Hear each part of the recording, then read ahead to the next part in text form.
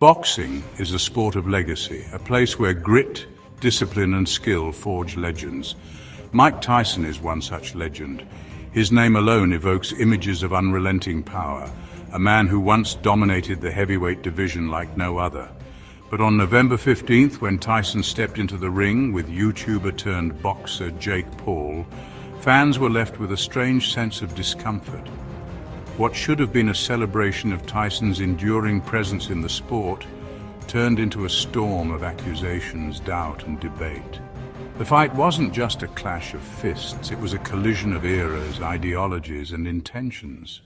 Mike Tyson's career is the stuff of legend. At just 20 years old, he became the youngest heavyweight champion in history, a man whose ferocity and speed defined an era. But that was nearly 40 years ago. Today, Tyson is 58, a figure still iconic but undeniably past his physical prime. Jake Paul, in stark contrast, represents the new age of boxing. At just 27, he's carved out a space in the sport by blending showmanship with unexpected skill.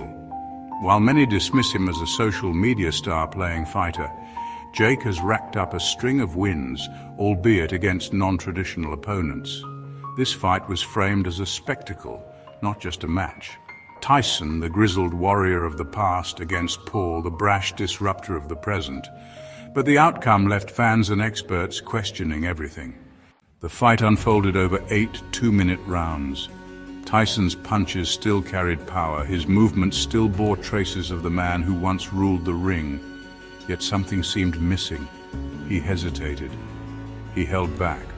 One moment in particular has sparked endless speculation. Midway through the fight, Tyson landed a clean jab that sent Jake Paul stumbling back. But instead of seizing the opportunity, Tyson pulled away. Was this a moment of mercy, or was it something else entirely? Social media and forums erupted with accusations. Some fans claimed the fight was staged.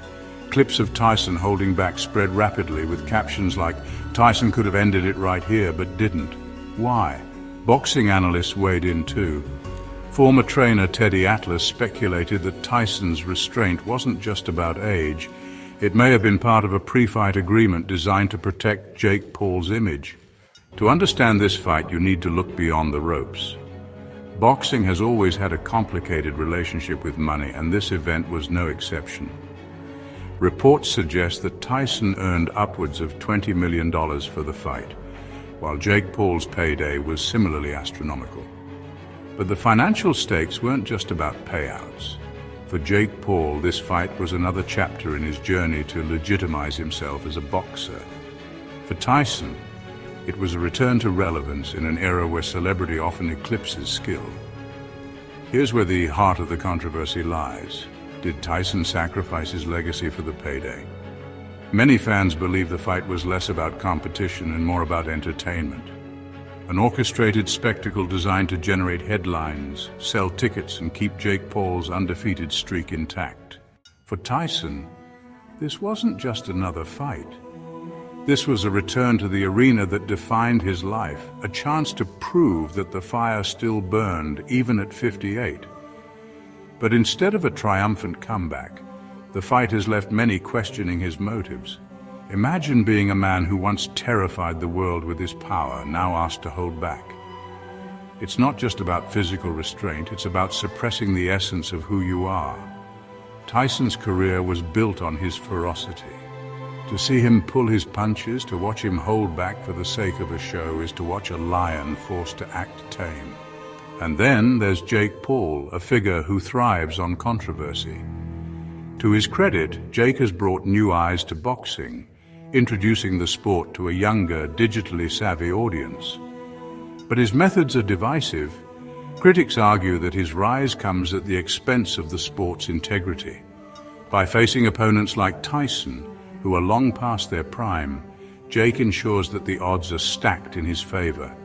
It's a strategy that's undeniably effective, but leaves purists wondering, is this the future of boxing? A world where skill takes a backseat to spectacle, where the fight itself is secondary to the narrative around it.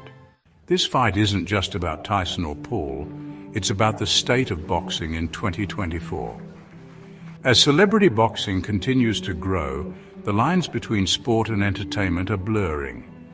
For traditionalists, this trend feels like a betrayal, a shift away from the values of discipline and authenticity that once defined the sport.